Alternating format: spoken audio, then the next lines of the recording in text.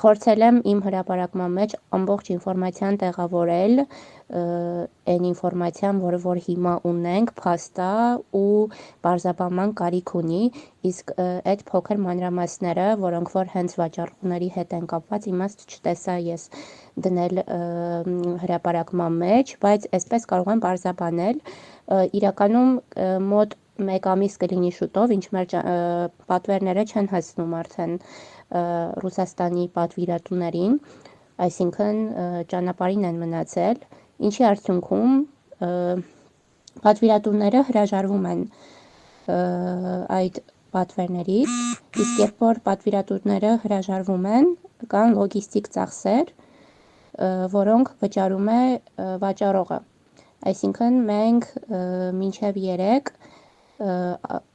շատ մեծ մինուսներով էինք աշխատում, խնդիրը կար, այսինքն, որի մասին չէինք խոսում, որովհետև մտածում էինք սահմանային խնդիրը կկարգավորվի եւ այլն, որի դիմաց կրում էինք մինուսներ եւ փորձում էինք support-ի հետ կարգավորել այդ հարցը, բայց պատասխան որպես այդպիսին հստակ չկար։ Եվ ինչ տեղի ունեցավ 3 քիչ-քիչ վաճառողների մոտ, Հայաստանից վաճառողների մոտ սկսեցին ապրանքները չերևալ Ռուսաստանում, այսինքն Viber-ից հարթակում կորում էին հայկական վաճառողների, Հայաստանից վաճառողների ապրանքները, մենք ունենք խումբ Telegram-ում, որտեղ Viber-ում հայ վաճառողներն են հավաքված, մոտ 2500 մասնակցող խումբ է, եւ այնտեղ հերթով սկսեցին վաճառողները գրել, որ հերթականությամբ այդ խնդիրը բոլորի մոտ կրկնվում է,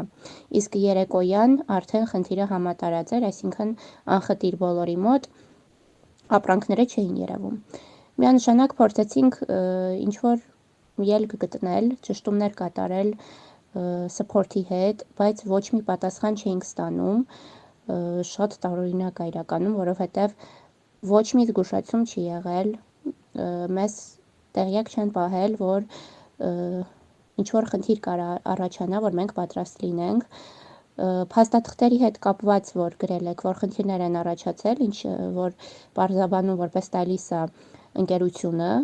ասեմ, որ բացարձակապես նման խնդիր չկա, կոնկրետ ես իմ անունից խոսեմ, իմ ապրանքների համար, որոնք դեռևս տեղ չեն հասել, ոչ մի փաստաթուղթ չի պահանջվել, այսինքն ես զանգ չեմ ստացել, ես էլնամակ չեմ ստացել, Viber-ում ես որևէ notification չեմ ստացել, այդ մասով support-ը ինձ չի գրել, այսինքն որևէ նման տեղեկատվություն չկա, իսկ կան մարդիկ խմբում, ում պատվերները սահմանին է, ինչ-որ փաստաթղթեր ուզում են, երրորդ երկրի դեկլարացիաներ, կամ, չգիտեմ, շատ տարբեր է, այսինքն հստակ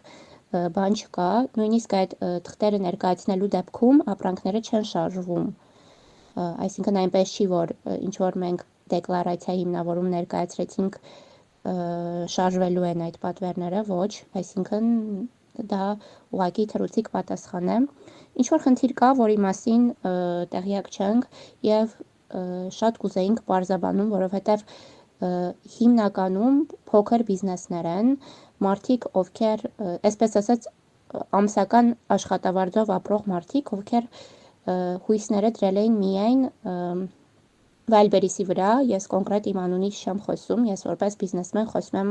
մյուս բիզնեսների տեսանկյունից, թե ինչ խնդրի առաջ են կանգնել, այդ մարդիկ